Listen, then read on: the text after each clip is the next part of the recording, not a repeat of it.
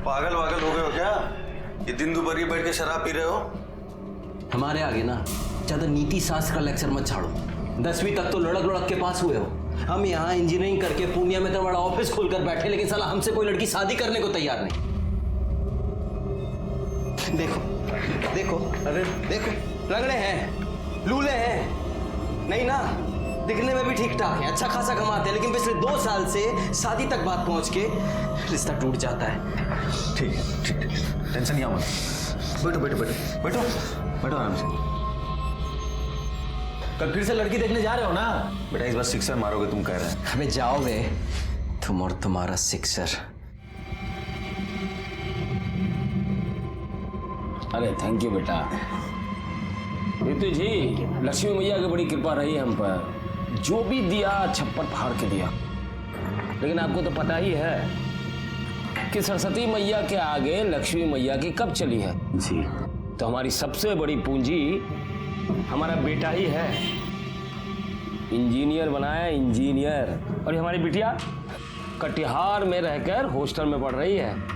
हमारी बिटिया पारुल भी 12वीं तक पढ़ाई की है, लेकिन घर का सारा काम वाम कर लेती है, सिलाई कढ़ाई सब।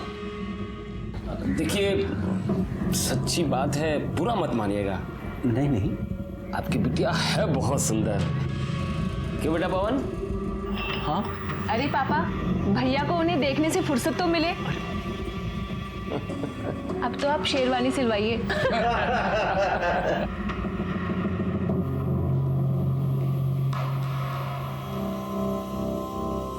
लड़की नहीं है भाई, चक्कू है चक्कू।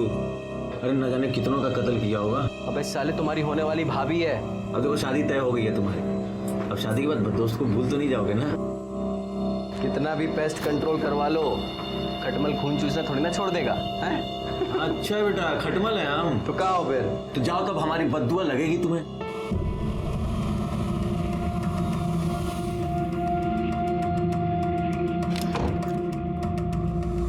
अरे बाबा जी प्रणाम। जो ज्यादा पंख फड़फड़ाता है ना, वही मुंह के बल गिरता है। बड़ा आया इंजीनियर साला।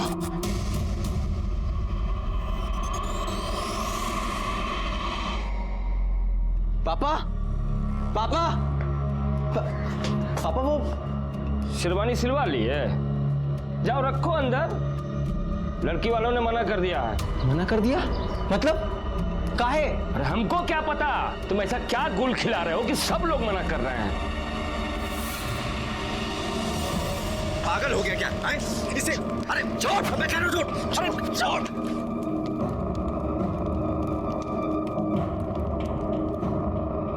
क्या किया तूने? अरे शादी टूट गई तो लौंडिया किधर टेसुआ पाओगे? बात वो नहीं है, लेकिन साला कोई तो प्रॉब्लम हमारे में ही है ना, जो हर बार सब हमें रिजेक्ट करके चले जाते हैं। हम कह रहे हैं तुम अपनी कुंडली को दिखवाओ, कहीं ना कहीं उसमें अड़ैया मार के बैठा हुआ है। पापा ने हमारी शादी का रिस्पॉन्सिबिलिटी आपको दिया है ना, अगवा बने फिरते हैं आप हमारे। तो आप हमें ये बताइए कि आप हमारी शादी करवा रहे हैं या हमारी परेड निकलवा रहे हैं? हम पे काहे भड़क रहे हो महाराज? तो भड़के नहीं तो क्या करें? सिविल इंजीनियर हैं हम, और ऐसा कौन सा टाटा बिरला की लड़की से योग भिड़ा रहे हैं कि हमारी शादी नहीं हो पा रही है? प्रॉब्लम क्या है? जानना चाहते हो प्रॉब्लम क्या है? बताते हम। बैठो बैठो, हम तुमको बताते हैं प्रॉब्लम क्या है। बैठो।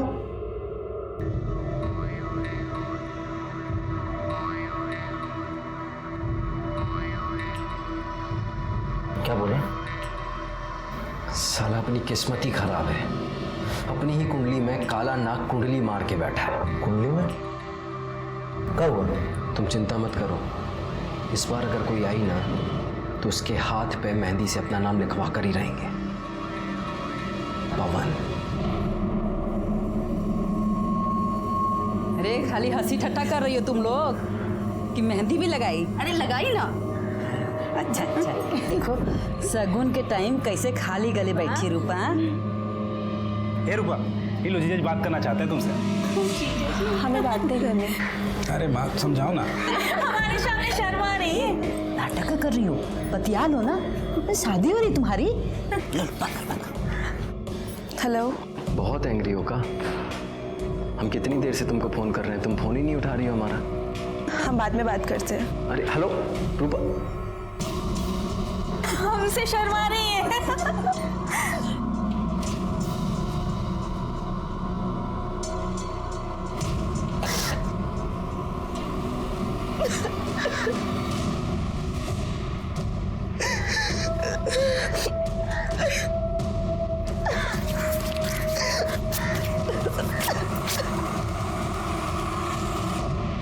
पता ही सब का हो रहा है, लेकिन हम ऐसा होने नहीं देंगे। कह रहे हैं तुमसे एक बार हम फिर से सोच लो तुम। हम डिसाइड कर लिए हैं, अब हम किसी राहु केतु को अपने आड़े नहीं आने देंगे। हमें रूपा चाहिए तो चाहिए। अब तो ये लाइफ और डेथ का मैटर हो गया है। चलो बस आ गई, हम निकलते हैं। अपना ख्याल रखना। गड़िया गड़िया गड़िया, हाँ गड़िया, बैठो बैठो। चलो चलो।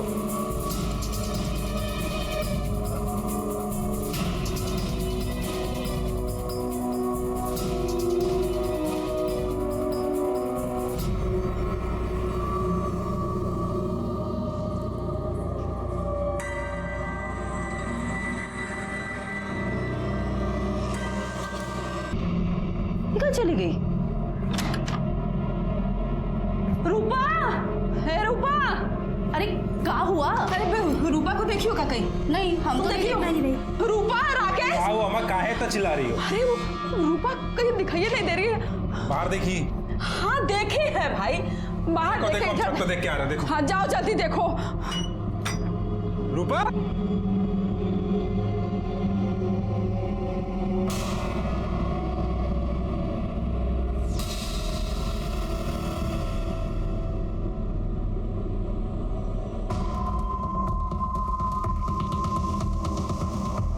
अम्मा, ए अम्मा। हाँ राकेश, क्या हुआ?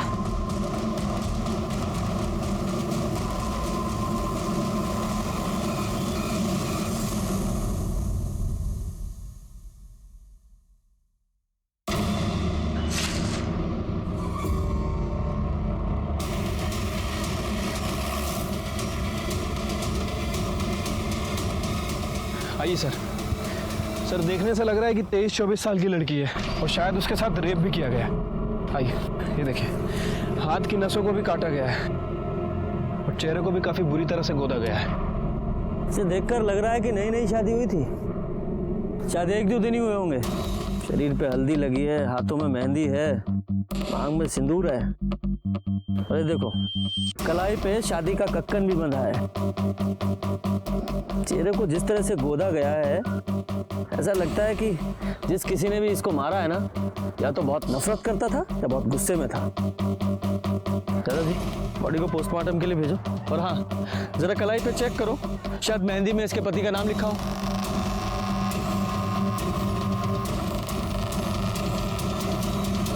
सर हाथ में पवन लिखा हुआ है। पवन? यादव जी पता करो, 1-2 दिन पहले किसी पवन की शादी हुई थी क्या? इस बेचारी ने कितनी अरमानों के साथ अपनी नई जिंदगी की शुरुआत की होगी। जिस किसी ने भी इसके साथ ये बर्बरता की है ना, यादव जी से छोड़ना नहीं है। सर ये लड़की की पोस्टमार्टम रिपोर्ट आ गई है। रिपोर्ट के मुताबिक उसके साथ ब्रूटली रेप किया गया है। बॉडी में काफ़ी ज़्यादा इंजरीज भी हैं और सर ये बॉडी पे 2 लोगों का सीमन भी मिला है। 2 लोग? यानी कि रेप और मर्डर में 2 लोग शामिल थे? हाँ सर। रिपोर्ट के मुताबिक उसकी मौत ज़रूरत से ज़्यादा खून बहने की वजह से हो गई है और उसके बाद उसके फेस को गोदा भी गया सर।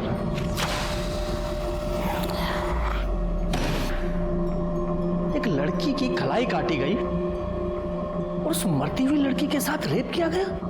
डिस्गस्टिंग। इतना घृणित काम। इंसान ऐसे कैसे जानवर बन सकता है? वही तो समझ नहीं आता सर। वैसे मौत का समय 11 बजे से 2 बजे के बीच का है। उस पवन का कुछ पता चला? सर जी, मैडम कहाँ है पवन?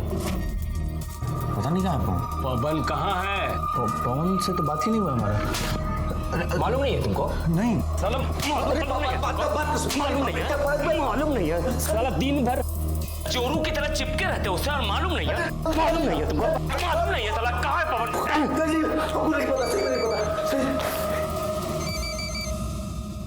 हेलो,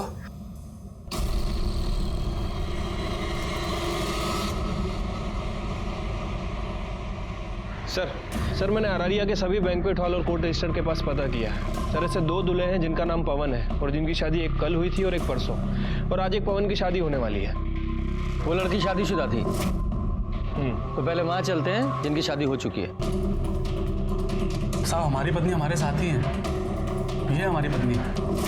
साहब यही है हमारी बीवी। सर इन दोनों कपल्स में तो कोई नहीं है। एक कपल और बचा है ना अभी। एक काम करो, जिस बैंक्वेट हॉल में किसी रूपा और पवन की शादी होने वाली है ना, वहां से उनका एड्रेस निकालो। इतना दिन से मुंह फुला के बैठी थी, आपको दिखाई नहीं दे रहा था? अरे भाग गई है कहीं वो। कहाँ भाग? वो पुलिस आई है। पुलिस? पुलिस को कौन बताया? नमस्ते साहब। नमस्ते। बताइए। हमें रूपा से मिल रहा है। रूपा तो वो शादी की रस्म के लिए बाहर गई है। आप कौन है? हम रूपा की माँ हैं। तो शादी की ऐसी कौन सी रस्म होती है जिसमें माँ और बाकी औरतें नहीं जाती? हमको नहीं पता रूपा कहाँ है।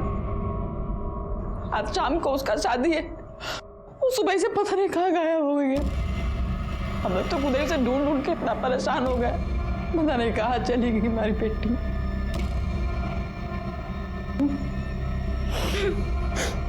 देखिए, हमें एक लड़की की लाश मिली है और उसकी पहचान के लिए आपको हमारे साथ चलना पड़ेगा।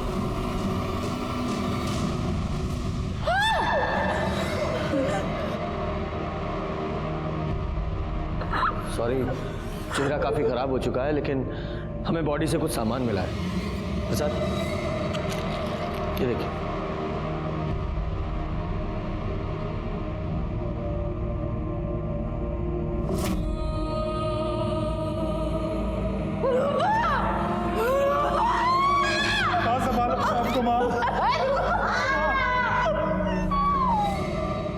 रूपा की शादी उसकी मर्जी के खिलाफ हो रही थी हा?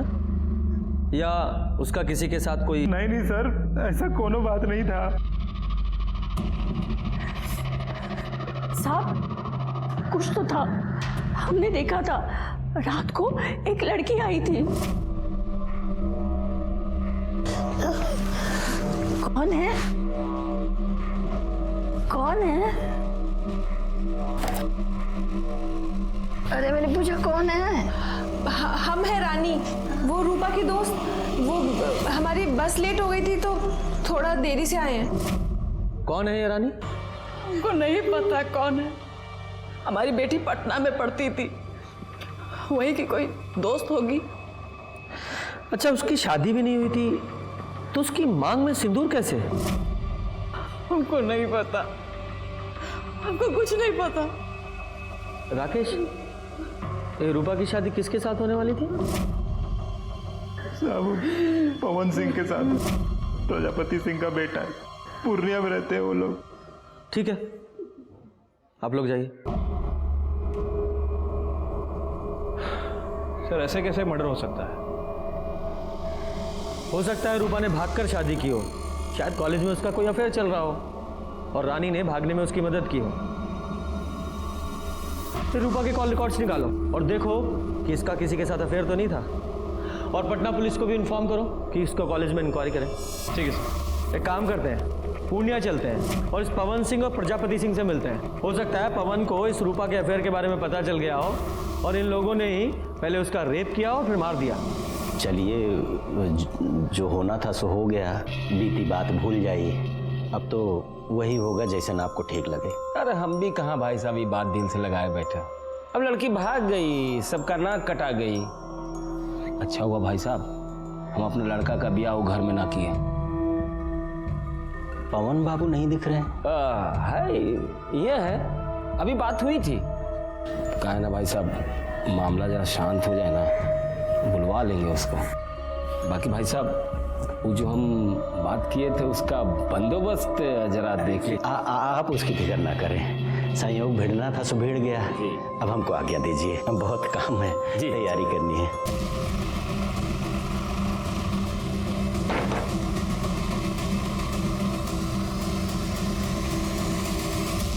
जी, पवन सिंह आपका बेटा है? हाँ बुलाइए। अरे बड़ा इंजीनियर है, बहुत बड़ा ठेका मिला है उसको, पटना में गया है काम करवाने। कमाल है ना, आज ही शादी टली और आज से ही काम पे लग गया। नहीं, हमें लगा शादी टलने के गम में कोप भवन में केकई की तरह शायद रो रहा होगा। अरे लड़की को भागना था, भाग गई। बची 100 लड़कियां मिल जाएगी हमारे बेटे आगे को। नहीं है वो, मर्डर हो तो मामूली सा एड्रेस है, पता लगा लेंगे कि कौन से अज्ञातवास में है आपका सुपुत्र।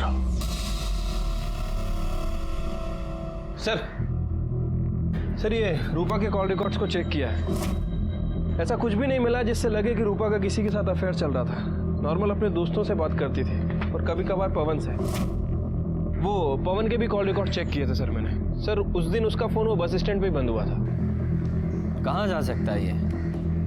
उसके कॉल रिकॉर्ड से उसके किसी नज़दीकी या दोस्त का पता चल रहा है? हाँ सर, उसके कॉल रिकॉर्ड्स में एक ऐसा नंबर है जिस पर वो अक्सर बात किया करता था, किसी अखिलेश के नाम रजिस्टर्ड। दोस्त की खबर नहीं रखते हाँ? अच्छा एक बात बताओ, ये रूपा और पवन का आपस में कुछ झगड़ा चल रहा था क्या? नहीं सर, रूपा को तो पवन बहुत पसंद करता था, बहुत खुश था कि उसकी शादी हो रही। ठीक है तुम जाओ, और हाँ जरूरत पड़ी तो फिर बुलाएंगे। ठीक है सर। यादव जी सर, ये पवन की लास्ट लोकेशन बस स्टॉप पे थी ना? बस स्टॉप पे जाके पता करो, शायद पवन के बारे में कुछ पता चले। सर ये कंडक्टर है, इसने उस दिन पवन को देखा था। जी साहब, वो हमारी बस में था। बड़े प्रतिभाशाली हो यार तुम तो।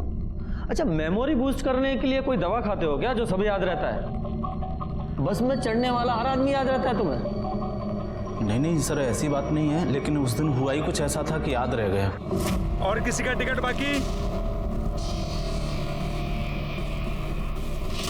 कुछ गुंडे हमारे पीछे पड़े हैं, बहुत देर से पीछा कर रहे हैं, हमारी थोड़ी सी मदद कर दीजिए। आप आरैया में गाड़ी रोकिएगा और जैसे ही हम उतरे आप गाड़ी भगा लीजिएगा। तुम फिक्र मत करो, हम ड्राइवर को बोले देते हैं।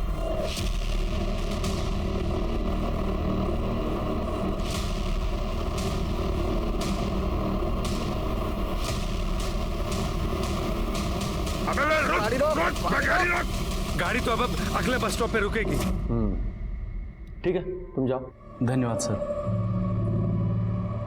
मतलब सर इसके मुताबिक उस दिन पवन के पीछे गुंडे थे, लेकिन क्यों? अभी तो सबसे बड़ा सवाल यह है कि पवन कहाँ है। यादव जी, पटना में जितने भी पवन के काम चल रहे हैं वहाँ सब जगह पता करो, और पूर्णिया पुलिस को इन्फॉर्म करो, जैसे ही पवन के बारे में कुछ पता चले हमें इन्फॉर्म करें।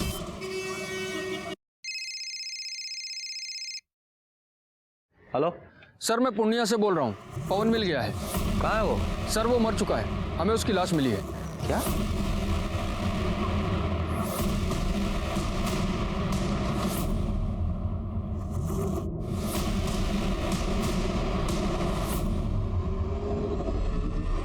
सर इसे चाकू जैसे किसी चीज से मारा गया है, सर पे भी गहरी चोट लगी है।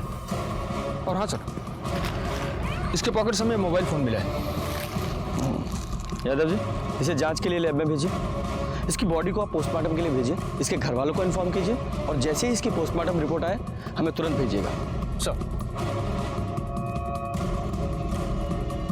यादव जी, ये पवन अररिया गया था शायद रूपा से मिलने, पर रूपा की लाश मिली अररिया में और इस पवन की यहाँ पूर्णिया में। हमें शुरू से पवन पर शक था कि उसने ही रूपा का बलात्कार करके उसे मार दिया है, लेकिन जब पवन की लाश हमारे सामने आई तो और भी ना जाने कितने सवाल हमारे सामने आकर खड़े हो गए। जैसे क्या रूपा की शादी पवन से हुई थी, लेकिन उनकी शादी तो अगले दिन होने वाली थी, फिर वो ऐसे भागकर शादी क्यों करेंगे? और वो लड़की कौन थी जिसने रूपा को घर से भागने में मदद की थी?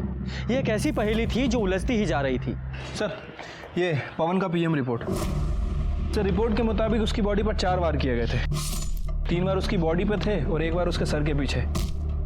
इसी की वजह से उसकी मौत हुई सर, और उसकी मौत सुबह 3 बजे से 5 बजे के बीच में हुई है, मतलब रूपा के मरने के 3 से 4 घंटे बाद। क्या ये हो सकता है कि इस पवन ने रूपा को मारा हो और रूपा के साथ जो लड़की थी उसने पवन को मारा हो? या फिर ये भी हो सकता है कि रूपा के साथ जो लड़की थी उसने रूपा और पवन दोनों को मारा हो? पर वो लड़की थी कौन?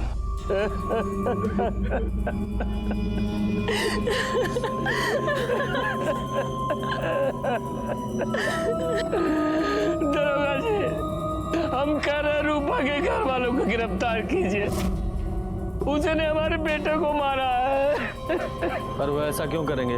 रूपा से तो इसकी शादी होने वाली थी ना। जब हम नहीं जानते कुछ, उन लोगों ने हमारे बेटे की जान ली है। सर, आपको कुछ बताना था। बताइए।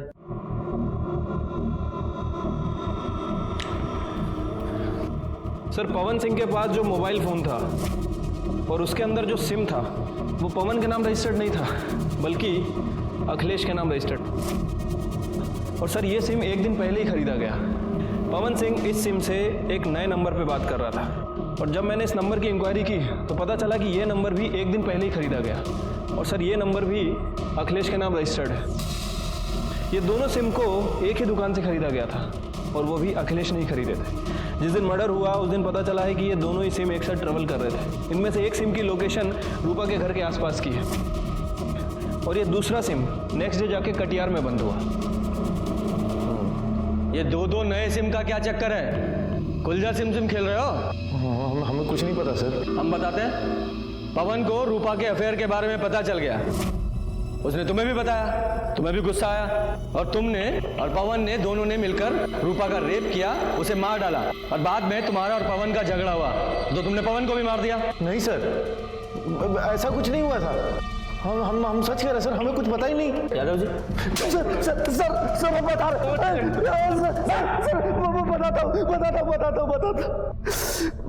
सर। अबे बता काहे नहीं रहे हो तुम? ये सिम कार्ड काहे मंगाया हो हमसे? कहाँ जा रहे हो तुम? कल शादी है ना तुम्हारी? तो हम रूपा को भगा कर शादी कर रहे हैं। अरे पगला गए हो का? हाँ, बताओ ना क्या हुआ है। अरे वो सब हम तुमको आकर बताएंगे, तुम चिंता मत करो हमारी। अरे ऐसे चिंता मत करो, बताओ पहले हमको क्या हुआ है। वो हम पुष्पिंदर से कहकर अपना ऑफिस बेच दिए। देखो, ये बात पुष्पिंदर को, हमें और अब सिर्फ तुम्हें पता है कि 35 लाख कैसे हमारे पास। हम रूपा को अपने से दूर नहीं होने देंगे, और अगर ये बात हमारे बाप को पता चल गई ना तो वो हमें जहन्नुम से भी ढूंढ निकालेगा। इसलिए हम अपना फ़ोन बंद कर देंगे और इस नंबर से तुमको फ़ोन करेंगे, समझे? ऐसा हुआ था, या फिर ऐसा हुआ तुम दोनों यहाँ अररिया आए, तुम लोगों ने रूपा का रेप किया और दोनों ने मिलकर रूपा को मार डाला, और क्योंकि तुम्हें पता था कि पवन के पास इतना सारा कैश है, उसके लालच में तुमने पवन को भी मार दिया और वो पैसा लेकर भाग गए। नहीं सर, नहीं, ऐसा कुछ भी नहीं हुआ था सर। यादव जी, ये इतनी आसानी से नहीं बोलेगा। इसे अपने स्टाइल में पूछते रहो, और इसका और पवन का डीएनए रूपा के ऊपर मिले सीमेंट के डीएनए से मैच कराओ। सर, ये पवन और अखिलेश की डीएनए रिपोर्ट आ गई है। सर, उन दोनों ने ही रूपा के साथ रेप नहीं किया था। क्या? तो फिर कौन हो सकता है? ये सब भी ना एक पहेली की तरह हो गया है। ये रूपा और पवन की शादी होने वाली थी, और रूपा अपनी शादी से एक रात पहले घर से भाग गई थी, और उसी दिन वो पवन भी पूर्णिया से अररिया आ रहा था। ये रूपा का मर्डर यहाँ अररिया में हुआ, और हमें पवन की लाश पूर्णिया में मिली। ये भले ही पवन ने रूपा का मर्डर ना किया हो, लेकिन वो कारण हो सकता है। याद है ना वो बस कंडक्टर, उसने कहा था कि पवन के पीछे 2 गुंडे लगे हुए थे। हो सकता है वो 2 गुंडे पवन के पीछे पीछे रूपा तक पहुंच गए हो, उन्होंने रूपा को मारा हो, बाद में पवन को भी मार दिया। यादव जी, ये पवन के पास 35 लाख रुपए थे, और ये बात सिर्फ 2 लोगों को पता थी। एक उसका दोस्त अखिलेश, और दूसरा वो ब्रोकर पुष्पिंदर, जिसने उसका ऑफिस बिकवाया था। एक काम करो, इन दोनों की कॉल रिकॉर्ड्स खंगालो, देखो कोई सस्पेक्ट मिलता है क्या।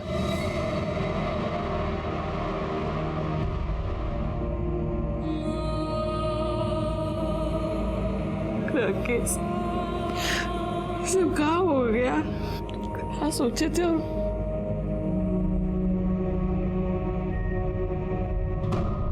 सर, ये अखिलेश और ब्रोकर के कॉल रिकॉर्ड्स आ गए। अखिलेश के कॉल रिकॉर्ड्स में तो ऐसा कुछ नहीं मिला है, लेकिन वो जो ब्रोकर है पुष्पेन, वो 2 हिस्ट्री शीटर के टच में है। साहब, हम कुछ भी नहीं किए साहब। सीधे सीधे सच्चाई बता दो। वैसे तुम्हारे इन लफंडरों ने हमें बता ही दिया। सब बताता हूँ। वो जो पवन है ना, वो शादी के लिए बहुत परेशान था साहब। मतलब मरा जा रहा था एकदम, लेकिन उसका शादी बार बार टूट रहा था साहब। और एक बार वो हमारे पास भी आया था ये जानने के लिए कि उसका शादी काहे टूट रहा है। अरे बताइए ना, आखिर बात क्या है? काहे रिश्ता टूट रहा है बार बार हमारा? गलती तुम्हारा नहीं है पवन बाबू, गलती तुम्हारे बाप का है। वो पार्टी लोगों के सामने इतना बड़ा मुंह फाड़ता है ना कि पार्टी लोग भागिए जाता है, समझे? लेकिन हम दहेज के लिए शादी नहीं कर रहे हैं। ये बात हमको नहीं, अपने बाप को जाकर समझाओ। उसके सामने तो तुम्हारी जुबान पर ताला लग जाता है। अब हम ऐसा नहीं होने देंगे। लेकिन साहब फिर से वैसे ही हुआ। विभूति जी 1 करोड़ देने को बोल रहे हैं। अरे क्या बात कर रहे हैं महाराज, पवन का शादी रूपा से तय कर दिया है ना। वो तो आपको 25 लाख रुपए एडवांस भी दे चुका है शादी के लिए। अरे तो हम बारात लेके जाएंगे, लेकिन दुल्हन नहीं लाएंगे। मतलब उठ कर चले आएंगे, कुछ भी बोल देंगे। लड़की में खोट है, आंख टेढ़ी है, मुंह बिचका हुआ है। पापा देखिए पापा, आप ऐसा नहीं कर सकते। हम रूपा को पसंद करते हैं और उसी से शादी करेंगे। ए बेटा, तुम्हारे पढ़ाई लिखाई में कितना खर्चा किए मालूम है ना तुमको? इतना शानदार ऑफिस खुलवा के दिया इसको। तुम्हारी शादी कब होगी, किससे होगी, ये हम डिसाइड करेंगे। हम। पवन बहुत परेशान था, वो हमको 3 लाख रुपया दिया था उसका ऑफिस बिकवाने के लिए, तो हम बिकवा दिया साहब। लेकिन साहब बाद में हमारे मन में बहुत लालच आ गया। वो 35 लाख रुपया भी हमको चाहिए था साहब। अब इसलिए हम पवन के पीछे गुंडे लगा दिए साहब। और तुम्हारे इन गुंडों ने पवन का पीछा किया, पहले रूपा का रेप किया, उसे मार डाला, फिर पवन के पैसे छीने और उसे भी मार दिया। और इस सब में तुम भी शामिल हो। अरे नहीं साहब, ये हम कुछ नहीं किए, हम सच बोल रहे साहब। यादव जी, इन तीनों का डीएनए टेस्ट कराओ। कर दिया। आपका दिमाग खराब हो गया है? हमने दहेज मांगा, कोई नई बात नहीं है इसमें, पूरी दुनिया करती है, आपको पता है, दूल्हा बिकता है। हमने अपने बेटे की पढ़ाई पे इतना खर्च किया, तो वसूलने का हक तो था ना हमारा? बिल्कुल भी नहीं। आपको पता होना चाहिए, दहेज लेना और देना दोनों जुर्म है, सजा हो सकती है आपको। अब इससे ज्यादा सजा क्या मिलेगी? हमारा बेटा हमसे छिन गया। लेकिन पुष्पेंद्र का कहना है कि आप अपने बेटे की शादी रूपा से तुड़वाकर विभूति की बेटी से करवाना चाहते थे। झूठ बोल रहा है वो। हमने अपने बेटे की शादी की बात विभूति जी के बेटे पारुल से चलाई थी, वो भी तब जब रूपा घर से भाग गई। हमने कुछ नहीं किया। ठीक, हमें आपका डीएनए टेस्ट करना है। ये तो हमसे ना होगा दरोगा जी, चाहे जो कर लीजिए।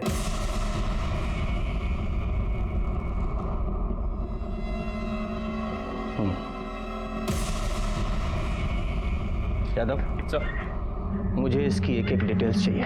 ठीक है सर। आपकी बेटी की शादी पवन से होने वाली थी ना? जी। लेकिन पवन तो रूपा से शादी कर रहा था, फिर आप रिश्ता लेकर क्यों गए? जब तक सामान बिक न जाए वो किसी का नहीं होता साहब। हमने रूपा के घर वालों से अधिक बोली लगाई थी, वो इसलिए कि लड़का अच्छा था और इंजीनियर भी था। पर पारुल का रिश्ता पवन के साथ एक बार पहले भी टूट चुका था ना? पारुल पवन को पसंद करने लगी थी, इसलिए मान गए, और उन्होंने जो दहेज मांगा हम देने को तैयार हो गए। आप जैसे बेटी वाले जब तक दहेज देते रहेंगे, बेटे वाले लेते रहेंगे। इस सामाजिक कुरीति में आप भी उनका साथ दे रहे थे। बेटी की खुशी के लिए करना पड़ता है सर। अब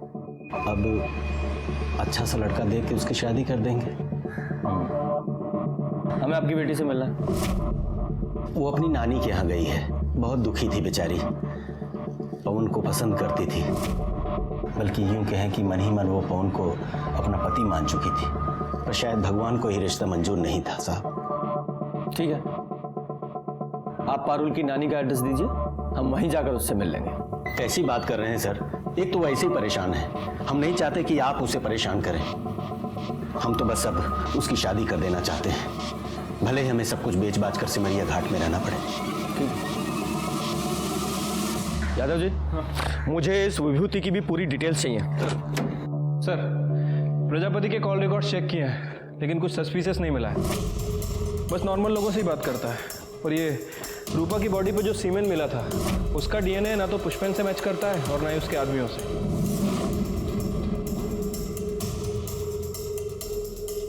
यादव जी, ये पवन ने अखिलेश से 2 सिम लिए थे ना, और दूसरा सिम वो कटिहार में जाके बंद हुआ था। राइट, ये देखिए, इस प्रजापति की कॉल डिटेल्स के हिसाब से वो रेगुलर बेसिस पे किसी सपना से बात कर रहा था कटिहार में, और दूसरा सिम भी कटिहार में ही बंद हुआ था। और ये सपना पवन की बहन है ना, प्रजापति की बेटी। एक काम कीजिए, इस सपना की लोकेशन को इस अखिलेश के दूसरे सिम से मिलाकर देखिए और सपना को बुलाइए। सर, हमें नहीं पता कि आप क्या कह रहे हैं। हम तो कटिहार में हॉस्टल में रहते हैं, पढ़ते हैं सर वहाँ। मैं समझाता हूँ सीधे शब्दों में। पवन ने अखिलेश से 2 नए सिम खरीदवाए, एक खुद लिया और दूसरा तुम्हें दिया। ये देखो, तुम्हारी सारी फोन डिटेल्स और तुम्हारे मोबाइल लोकेशन के हिसाब से उस रात तुम यहाँ अररिया आई थी। इतना तो हमें पता है। अब इसके आगे की कहानी तुम बताओ डिटेल में। सर, वो हम उस दिन। कौन है?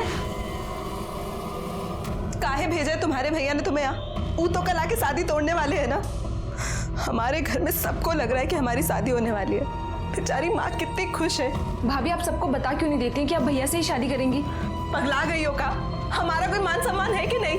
क्या बोले माँ को? हाँ, हमारी माँ ऐसे घर में कभी हमारा रिश्ता नहीं करेंगी जो दहेज के लालच में इतना गिर जाए। भाभी, भैया ने ये पैसे भेजे हैं, 25 लाख रुपए, जो हमारे पापा ने आपकी माँ से लिए थे, और ये सिंदूर भेजे हैं। भैया आपको भगा करके शादी करना चाहते हैं। अगर आपकी हाँ है ना, तो अपनी मांग में ये भैया के नाम का सिंदूर लगा लीजिए।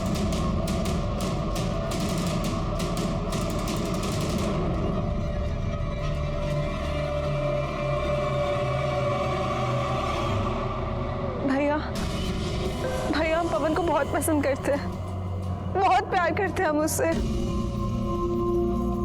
पता है हमें, सपना ने हमें सब कुछ बता दिया है। हम तुम्हारा साथ देने के लिए तैयार हैं।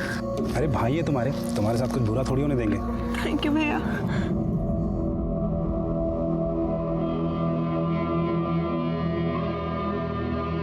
चलो जल्दी निकलते हैं। पहले सपना को हॉस्टल छोड़ते हैं, फिर हम निकलते हैं, ठीक है? नहीं जिया जी, सपना को हम छोड़ देंगे, आप रूपा को लेकर निकलो।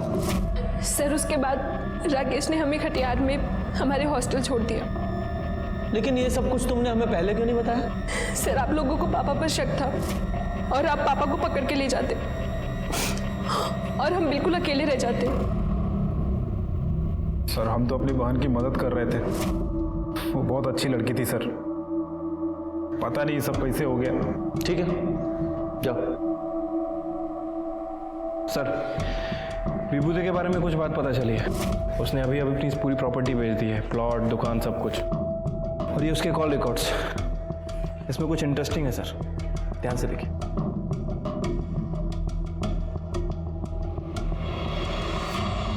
पानी पिएंगे आप? हमको प्यास नहीं लगी है सर। अच्छा, वैसे पी लेते तो अच्छा होता, जरूरत पड़ेगी आपको। खैर, ये देखिए, ये हैं आपकी कॉल डिटेल्स। इनके हिसाब से जिस रात पवन यहाँ अररिया में आया था, उसी रात आप भी अररिया आए थे। उसके आसपास की ही लोकेशन है। और मजे की बात देखिए, जब पवन वापस पूर्णिया गया तो आप भी पूर्णिया में ही गए। और कमाल की बात तो ये है, पूर्णिया में भी उसी जगह, उसी लोकेशन पर जहां हमें पवन की लाश मिली। आगे की कहानी आप खुद बताएंगे या हम उगलवाएं? साहब, पारुल की शादी पवन के साथ पहले ही तय हो गई थी, लेकिन ऐन वक्त पे प्रजापति ने दहेज की मांग बढ़ा दी तो हमने शादी तोड़ दी। बड़ा आया इंजीनियर, लेकिन हमारी बेटी पारुल पवन को पसंद करने लगी थी। एक बाप के नाते हमने तकलीफ नहीं देख पाए और अपने सारे प्लॉट्स बेचकर बस पवन और पारुल की शादी करने के लिए तैयार हो गए। पापा, अब इन सब का कोई फायदा नहीं है। कल रूपा और पवन की शादी है। पवन का फोन आया था पापा, उसने हमें बताया कल वो भागकर अररिया जा रहा रूपा से शादी करने पापा। हमारा सपना कभी पूरा नहीं होगा। नहीं मेरा बच्चा, सपना पूरा होगा। हमें ना चिंता मत करो। हमने उनका पीछा किया और जब वो दोनों पवन और रूपा भाग रहे थे हम उनके पीछे ही थे। पवन! ये क्या कर रहे हो आप? तेरी पवन की पवन, ए विकास अंदर जाओ सर।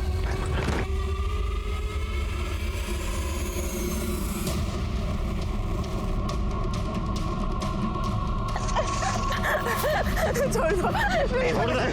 छोड़ दे। हमें अपनी बेटी का सपना पूरा करना था साहब। शादी की है तूने, 7 जन्मों का साथ है। अब अगला जन्म भी इसके साथ ही लेना, क्योंकि हम तुम्हें दफनाने वाले हैं, वो भी जिंदा। बारू, बारू।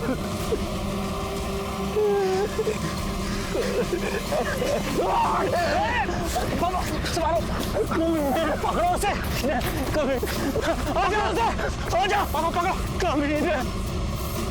हम तो मारना चाहते थे उन्हें, लेकिन मार नहीं पाए। हम आपकी बात क्यों माने? जो सच था हमने बता दिया।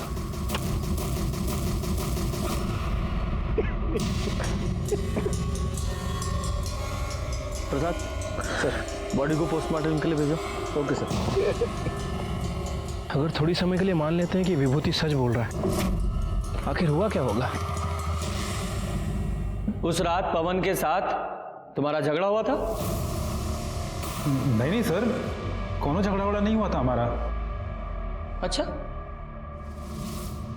तो फिर ये देखो, ये है तुम्हारी कॉल लोकेशंस। अगर इनकी माने तो तुम यहाँ अररिया से पहले कटिहार गए, कटिहार से वापस यहाँ अररिया आए, फिर उस रात तुम पूर्णिया गए, और तुम्हारी कॉल लोकेशंस वही है जहां अगले दिन हमें पवन की लाश मिली थी। बोलो, बताओ। हाँ, तुम्हें तो ये सवाल उतना ही कठिन लग रहा होगा जितना कठिन सवाल यक्ष ने युधिष्ठिर से पूछा था। क्यों, जल्दी जल्दी बताओ। मेरा इंजीनियर है, बहुत बड़ा ठेका मिला उसको, पटना में गया है काम करवाने। कमाल है ना, आज ही शादी टली और आज से ही काम पे लग गया। नहीं, हमें लगा शादी टलने के गम में कोप भवन में केकई की तरह शायद रो रहा होगा। सर, पवन सिंह के पास जो मोबाइल फोन था और उसके अंदर जो सिम था वो पवन के नाम रजिस्टर्ड नहीं था, बल्कि अखिलेश के नाम रजिस्टर्ड। और सर, ये सिम एक दिन पहले ही खरीदा गया। पवन सिंह इस सिम से एक नए नंबर पे बात कर रहा था, और जब मैंने इस नंबर की इंक्वायरी की तो पता चला कि ये नंबर भी एक दिन पहले ही खरीदा गया। भाभी, आप सबको बता क्यों नहीं देती कि आप भैया से ही शादी करेंगी? पगला गई हो का? हमारा कोई मान सम्मान है कि नहीं? क्या बोले माँ को? हाँ, हमारी माँ ऐसे घर में कभी हमारा रिश्ता नहीं करेंगी जो दहेज के लालच में इतना गिर जाए। भाभी, भैया ने ये पैसे भेजे हैं, 25 लाख रुपए, जो हमारे पापा ने आपकी माँ से लिए थे, और ये सिंदूर भेजे हैं। भैया आपको भगा करके शादी करना चाहते हैं। अरे कहाँ हो तुम लोग? अभी तो यहाँ बस स्टॉप पे ही है, बस का इंतजार कर रहे हैं। अच्छा सुनो ना, थोड़ा जीजा जी को फोन दो ना। हाँ, राकेश। अच्छा, हेलो। हाँ जीजा जी, अरे हम क्या कह रहे थे कि हम सपना को बहुत पसंद करते हैं, और सपना भी हमको बहुत पसंद करती है। बस आप एक बार हाँ कह दे तो। दिमाग खराब हो गया तुम्हारा? पगला गए हो का? तुम हो का बे? हम सिविल इंजीनियर हैं, तुम्हारी औकात का है? लड़का हमेशा लड़की से अच्छा होना चाहिए। अरे पर जीजा जी, आप तो। तुम्हारी शादी नहीं हो सकती उससे, समझे? ये क्या बेकार की बात कर रहे हो? हाँ, अरे रूपा, हम तुमसे इस बारे में बाद में बात करते हैं। वो हमारा फोन काट दी, लेकिन हमको उस दिन बात करना था, इसलिए हम अररिया बस स्टॉप पे फिर से वापस चले गए। लगता है चले गए। फोन ऑफ आ रहा है।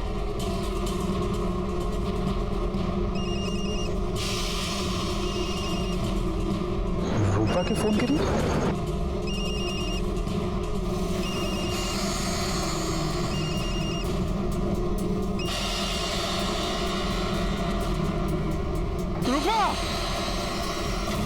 रूपा का लाश देख के हमारा दिमाग खराब हो गया था। हमको लगा कि पवन उसको मारकर भागा है, इसलिए हम वहां बड़ा चाकू लेकर उसको मारने के लिए निकल गए।